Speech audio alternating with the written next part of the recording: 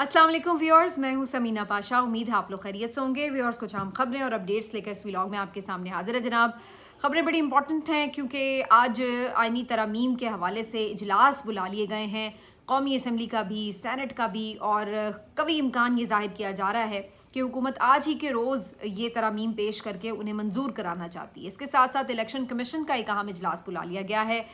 ये भी खबरें आ रही हैं कि जी हुकूमत जो है मखसूस नशिस्तें अपने हक में करवा लेगी इलेक्शन कमीशन से, जिसके बाद ये आइनी तरमीम की जाएंगी। लेकिन दूसरी तरफ हुकूमत की अगवाकारियों और जबर का सिलसिला भी जारी है, और इस पर आज मौलाना फजल रहमान साहब का जो रिएक्शन है वो सबसे इम्पॉर्टेंट है, जो कि आज की टॉप स्टोरी है, तो उसके ऊपर भी बात करते हैं। इसके अलावा पीटीआई ने एहतजाज की कॉल भी दे रखी है, तो ये सब भी शामिल करेंगे इसी व्लॉग में। लेकिन इन तमाम बातों से पहले आज थोड़ी अपने बारे में बात करूँगी, जो कि मैं आमतौर पर वैसे बहुत कम करना चाहती हूँ, लेकिन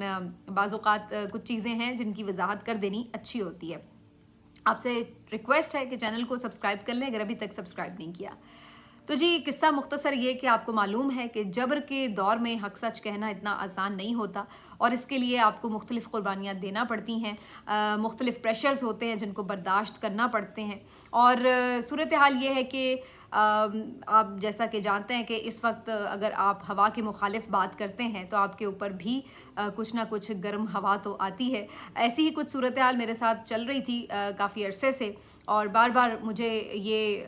पैगामात मिलते थे कि कहीं ना कहीं मेरे सच बोलने से, मेरे कुछ लिखने से, मेरे कुछ कहने से कहीं ना कहीं चोट ज़रूर पहुंच रही है, और उस चोट का असर जो था वो गहरा भी हो जाता था अक्सर, जिसकी वजह से फिर मुख्तलिफ़ पैगामात की सूरत मुझे मोहतात रहने के लिए कहा जाता था। तो बहरहाल ये चीज़ें चलती रही, लेकिन इसके बावजूद हम अपना काम करते रहे। कोशिश मेरी यही थी कि बेशक जितना भी मुमकिन हो, कोई प्रोपेगेंडा नहीं, कोई मुल्क दुश्मनी नहीं, कोई किसी हवाले से गैर आइनी गैर कानूनी बात नहीं, लेकिन जहाँ पर जो हक सच है वो कहना है, और वो कहते रहेंगे इंशाल्लाह। तो अभी कुछ दिनों से आप शायद ये खबरें देख रहे होंगे, ये ट्विटर पे भी, सोशल मीडिया पर ये खबरें चल रही थी, तो इसलिए मैंने सोचा कि इसके ऊपर एक जो वजाहत है वो जारी कर दी जाए। जी, ये खबरें चल रही थी कि मेरी नौकरी के हवाले से कि मुझे बर्खास्त कर दिया गया है, और मेरी नौकरी जो है GNN पर जो मैं 10 बजे का प्रोग्राम कर रही थी उससे मुझे फ़ारिग कर दिया गया है। तो ये खबरें सोशल मीडिया पर चल रही थी, बहुत से लोग रब्ता कर रहे थे कि इसकी हकीकत क्या है, तो इसके ऊपर मैं सबसे पहले आपको वजाहत बता दूं। अच्छा जी, सूरत हाल ये है कि ये ख़बर ठीक है बिल्कुल, और पहले मैं इस बात का ज़रूर क्रेडिट देना चाहती हूँ अपने चैनल ओनर को भी, चैनल को, इंतज़ामिया को, कि जिन्होंने काफ़ी अरसे से बहुत सारी चीज़ों को बर्दाश्त किया, काफ़ी प्रेशर को सस्टेन किया, और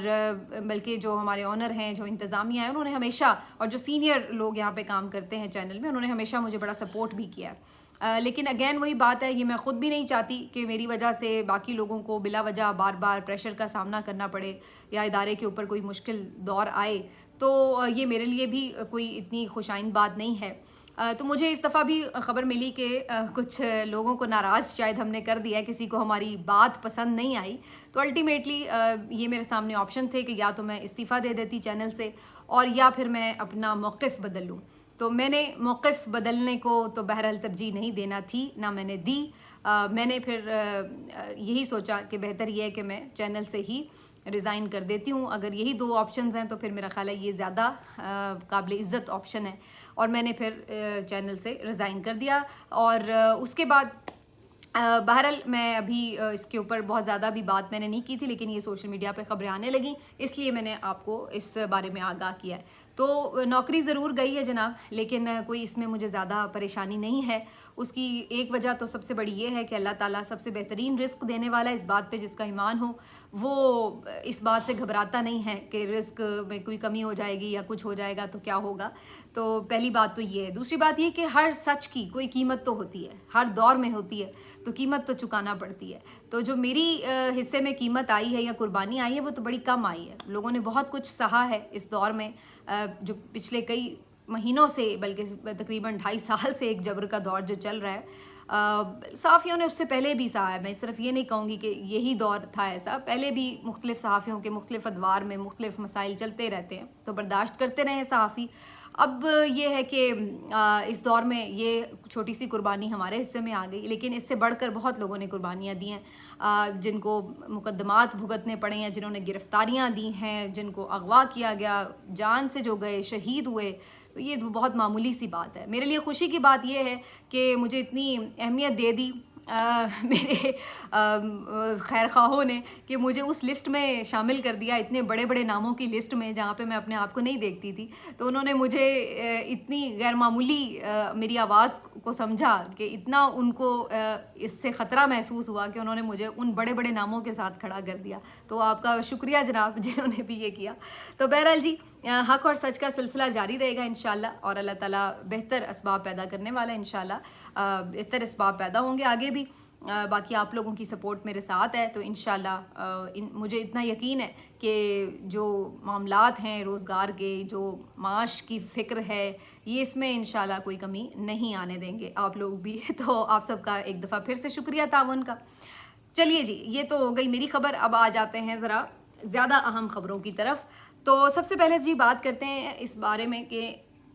جو ترمیم ہونے جا رہی ہے، اس سے پاکستان کا مستقبل جڑا ہے، اس سے پاکستان کے آئین کا مستقبل جڑا ہے، اس سے پاکستان کی سیاسی جماعتوں کا مستقبل جڑا ہے، اور اس سے ہم سب کا مستقبل جڑا ہوا ہے۔ اور اس ساری جو ترامیم ہے اس کے بہت دور رس اثرات ہو سکتے ہیں، وہ ترامیم جو حکومت کرنا چاہتی تھی، لیکن بظاہر جو اب ہمیں نظر آ رہے ہیں آثار، اس میں تو بظاہر حکومت اس میں کامیاب نظر نہیں آتی۔ مولانا فضل الرحمان صاحب نے اب سے تھوڑی دیر پہلے جو تحریک انصاف کا ایک وفد ہے اس سے ملاقات کی، جو ان کے گھر پر آیا تھا، اور اس کے بعد انہوں نے اس ملاقات کے بعد جو پریس کانفرنس کی ہے، اس کے بعد میرا خیال ہے کہ حکومت کی جو امیدیں ہیں مولانا سے وہ اور معدوم ہو چکی ہیں۔ اس کی وجہ یہ کہ مولانا نے صاف طور پر پہلے تو جو حکومت کا ایک فاشسٹ رویہ ہے اس کو کنڈیم کیا، نہ صرف یہ کہ پہلے تو یہ پی ٹی آئی کے لوگوں کو اٹھا رہے تھے اور ان کے ساتھ جو کچھ کر رہے تھے وہ آپ کو میں نے پچھلے ویلاگ میں بھی بتایا ہی تھا، لیکن اب اس سے بھی ایک قدم آگے بڑھ گئے جب انہیں یہ نظر آنے لگا کہ مولانا بھی شاید ان کی ترامیم کی اس طرح سے حمایت نہ کریں، تو انہوں نے مولانا کے لوگوں کو بھی اب پریشان کرنا شروع کر دیا۔ آج صورتحال یہ ہے ہمارے بڑے ایوان کی، یعنی ایوان بالا کی، سینٹ کی، کہ وہاں پر سینیٹر صاحبہ جو بی این پی سے تعلق رکھتی ہیں وہ باقاعدہ رو پڑی یہ بتاتے ہوئے کہ کس طرح سے ان کے گھر پر ریڈ کیا گیا ہے، چادر چار دیواری کا تقدس پامال ہوا ہے، اور وہ باقاعدہ سینٹ میں کھڑے ہو کر رو پڑی۔ تو جس ملک میں ایک خاتون سینیٹر اپنے آپ کو محفوظ تصور نہیں کرتی، آپ سوچئے کہ اس ملک میں کوئی عام خاتون یا کوئی عام شہری خود کو کیا محفوظ تصور کرے گا۔ یہ صورتحال بن چکی ہے۔ اسی طریقے سے اختر مینگل صاحب پہلے بھی بتا چکے ہیں کہ ان کے 2 ہی سینیٹرز ہیں اس وقت جو ایوان میں، ان کو تنگ کیا جا رہا ہے، پریشان کیا جا رہا ہے، تو یہ اسی کا شاخسان ہے۔ یہ بھی خبر آ رہی ہے کہ اختر مینگل صاحب ہنگامی طور پر وطن واپس بھی پہنچ رہے ہیں، اور مبینہ طور پر وہ اپنے جو دونوں سینیٹرز ہیں ان کو مستعفی ہونے کا بھی کہہ سکتے ہیں۔ تو یہ اب جو ساری چیز ہے یہ آپ کے سامنے ہے۔ جہاں یہ ایک طرف بی این پی کے ساتھ ہی کر رہے تھے، انہوں نے یہ دائرہ کار اور بڑھاتے ہوئے مولانا تک پھیلا دیا،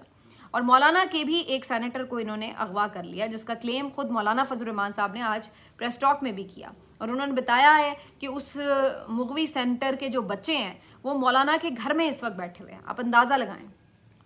یہ ہے یہاں پہ جمہوریت ان جماعتوں کی۔ اندازہ لگائیے کہ ایک طرف مولانا سے مذاکرات کر رہے ہیں، دن رات ان کے در پر حاضریاں دے رہے ہیں، انہیں منانے کی کوششیں کرتے ہیں بظاہر، اور پیٹھ پیچھے جب انہیں یہ لگتا ہے کہ مولانا شاید بات نہ مانے تو ان کو پھر لگتا ہے کہ جی اب ہم انگلی ٹیڑھی کر لیتے ہیں، اور پھر یہ اس طریقے سے مولانا کی جو اسٹرینتھ ہے اس کو اپنی اسٹرینتھ میں بدلنے کے لیے اب اس طرف جا رہے ہیں۔ لیکن یہ بھول گئے کہ یہ مولانا ہے، یہ جے یو آئی ایف ہے، یہ پی ٹی آئی نہیں ہے جس کو آپ مظلوم بنا کے رکھ دیں، جس کو جبر سہنے کی عادت ہی ہو گئی ہے جس طرح مرضی، اور اس کے اوپر کوئی آواز بھی نہ اس طرح اٹھا رہا ہو اور کوئی اس کا اس طرح سے داد رسی بھی نہ کر رہا ہو۔ تو یہ مولانا ہے جناب، اور یہ آپ کو تگنی کا ناچ نچوا دیں گے، اور اسی بات کا الٹیمیٹم آج مولانا نے دے دیا ہے۔ مولانا فضل الرحمان بہت غصہ ہوئے اس پریس کانفرنس میں، اور انہوں نے صاف طور پر کہا کہ اول تو جو آپ کا حکومتی مسودہ تھا نہ پہلے قبول تھا نہ آج قبول ہے، جو ہماری چیزیں ہیں اس کے اوپر کچھ چیزوں پر اتفاق ہوا ہے، لیکن ابھی بھی حتمی اتفاق نہیں ہوا۔ साथ ही मौलाना ने कहा कि मज़ीद मुशावरत की ज़रूरत है और इसमें वकला बॉडीज़ जो हैं उनको भी शामिल होना चाहिए, उनकी नुमाइंदगी भी होनी चाहिए। तो मौलाना तो अभी इस पर मज़ीद गौर व फिक्र की बात करें, जबकि हुकूमत बड़ी जल्दी में है कि ये तरमीम जल्द से जल्द हो जाए। एक चीज़। दूसरा, मौलाना ने इस बात पे गुस्से का इजहार किया कि जो आपकी हरकतें हैं, ये जो बदमाश हरकतें हैं, अगर आप बदमाशी करेंगे तो फिर हम भी बदमाशी करेंगे। मौलाना ने उन्हें अल्टीमेटम भी दे दिया कि अगर कल तक आपने ये धौंस, धांधली, बदमाशी, अगवाकारी, ये लोगों को डराना, धमकाना, हरासा करना, ये सब आपने बंद ना किया तो फिर आपसे मुज़ाकरात का सिलसिला भी टोटल हम ख़त्म कर देंगे। फिर भूल जाएं आपके, हम आपसे कोई मुज़ाकरात करेंगे। अगर आपने इस तरह पार्लियामान चलाना है तो फिर हम इस पार्लियामान में नहीं बैठेंगे, और फिर जो हम आपके साथ करेंगे बदमाशी तो फिर आप भी याद रखिएगा। तो मौलाना ने आज सीधी सीधी खरी खरी सुना दी हुकूमत को और कहा है कि जनाब आप अपना रास्ता ठीक कर लें। अब हुकूमत को ये अच्छी खासी एक वार्निंग मिल गई है, लेकिन क्या इस पर ये लोग कान धरेंगे, ये देखने वाली बात है। लेकिन आज की जो प्रेस टॉक है उसमें काफ़ी हद तक ये वाज़ेह हो चुका है कि मौलाना तो बहरहाल इनके साथ जाते दिखाई नहीं दे रहे। एक चीज़। दूसरी बात ये कि अगर आप नंबर गेम की बात करें तो इस वक्त सूरत हाल ये है कि क्लेम ये किया जा रहा है पीटीआई की तरफ से कि 7 नहीं बल्कि मज़ीद 10 के करीब जो अरकान हैं वो भी इनके साथ नहीं है हुकूमत के। और ये अब सारी चीज़ें हुकूमत की नोटिस में आ चुकी हैं कि लोगों को अगवा करके भी और बहुत सारी कोशिशें करके भी मौलाना को भी नहीं मना सके। तो उसके बाद अब इनको कुछ हल समझ नहीं आ रहा, तो इन्होंने अपने पुराने कार्ड को आजमाने का फ़ैसला किया, और वो कार्ड है इनका सिकंदर सुल्तान राजा। 2 ही इनके लोग हैं जो हर मुश्किल में इनका साथ देते हैं आके, एक काजी फाजिसा साहब और दूसरे सिकंदर सुल्तान राजा साहब। तो जी सिकंदर सुल्तान राजा साहब को इस मरतबा अप्रोच किया गया। कुछ नशिस्तें तो काजी साहब ने उनको गिफ्ट की और अब कुछ नशिस्तें ये सिकंदर साहब से हथियाना चाहते हैं। अब जो बज़ाहिर नज़र आ रहा है इनकी कोशिश ये है कि जो मखसूस नशिस्तें हैं जिनको स्पीकर साहब ये लिख चुके हैं कि जी वापस की जाएं हुकूमती इत्तेहादी लोगों को, क्योंकि अब हमने इस पे कानून साजी कर ली हुई है। तो उसके ऊपर पहले भी जो इलेक्शन कमीशन के कुछ इजलास हुए थे वो सारे बेनतीजा रहे थे और ये नशिस्तें उन्होंने हुकूमती इत्तेहाद को नहीं दी थी। लेकिन आज एक दफ़ा फिर ये इलेक्शन कमीशन का इजलास बुला लिया गया है और हुकूमत काफ़ी कॉन्फिडेंट लग रही है कि ये नशिस्तें उन्हें मिल जाएंगी वापस, और इसकी बुनियाद पर वो शायद तरमीम भी कर लें। उसकी वजह यह है कि ये खबरें आ रही हैं कि हुकूमत ने अपने वो तमाम लोग जिनको डी नोटिफाई किया गया था सुप्रीम कोर्ट के फैसले के बाद, उनको वापस इस्लामाबाद पहुंचने की हिदायत की है, जिससे ये लग रहा है कि ये सोच रहे हैं कि कल सिकंदर सुल्तान राजा साहब इलेक्शन कमीशन के इजलास के बाद इनको दोबारा से नोटिफाई कर देंगे। अब ये एक सीधी सीधी खुदकुशी बज़ाहिर नज़र आ रही है इलेक्शन कमीशन की अगर वो इस तरफ जाता है। उसकी वजह ये है कि सुप्रीम कोर्ट का फैसला बिल्कुल फील्ड में मौजूद है और आप सुप्रीम कोर्ट के फैसले को उठा के डस्टबिन में फेंक के और